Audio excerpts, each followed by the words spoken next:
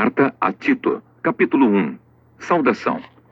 Eu, Paulo, servo de Deus e apóstolo de Jesus Cristo, escrevo esta carta.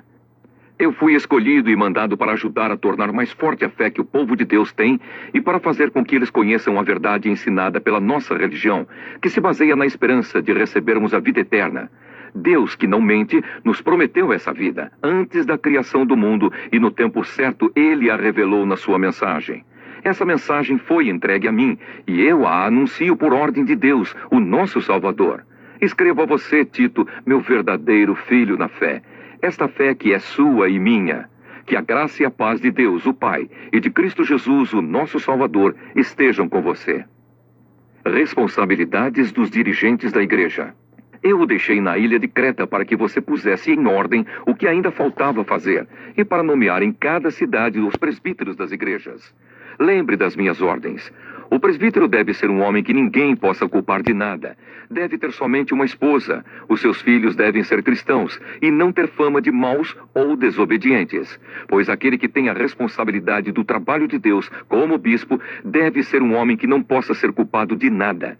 Não deve ser orgulhoso, nem ter mau gênio. Não deve ser chegado ao vinho, nem violento, nem ganancioso. Deve estar disposto a hospedar pessoas na sua casa e deve amar o bem. Deve ser prudente, justo, dedicado a Deus e disciplinado. Deve se manter firme na mensagem que merece confiança e que está de acordo com a doutrina. Assim ele poderá animar os outros com o verdadeiro ensinamento e também mostrar o erro dos que são contra esse ensinamento. Pois existem muitos, principalmente os que vieram do judaísmo, que são revoltados e enganam os outros com as suas tolices.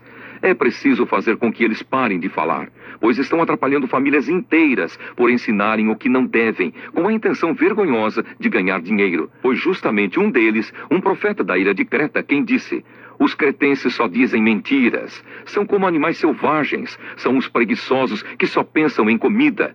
E ele tinha razão quando disse isso. Portanto, você tem de repreender duramente esses falsos mestres, para que sejam sadios na fé e parem de dar atenção às histórias inventadas por judeus e a ensinamentos humanos que vêm de pessoas que rejeitam a verdade. Tudo é puro para os que são puros, mas nada é puro para os impuros e descrentes, pois a mente e a consciência deles estão sujas.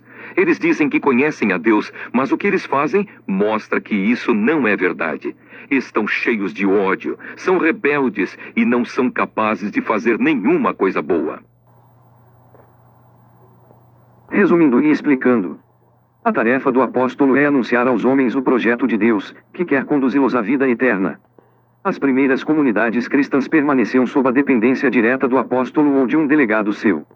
Este era encarregado de organizar um grupo de pessoas que presidiam ao ensinamento e ao funcionamento da comunidade. Surgiram, então, os presbíteros, os dirigentes, igual episcopos, os presidentes, os pastores. Quanto ao desempenho dos cargos, pouco sabemos, governavam simultaneamente, ou cada um por sua vez, ou cada um como responsável por um determinado grupo. Com o desaparecimento dos apóstolos e dos delegados, a situação se desenvolveu. A comunidade é animada por um bispo, que preside o colégio dos sacerdotes e o grupo dos diáconos. A função ministerial na igreja exige vida digna, em vista do dever fundamental de anunciar a palavra de Deus. O texto relembra Marcos 7 versos 1 a 23, mostrando que o importante é entregar-se a Deus de coração sincero, e não o ritual de purificação, ou a proibição de alimentos. O autor recorda a fama dos habitantes de Creta, citando uma frase do poeta cretense Epimênides de Cnossos.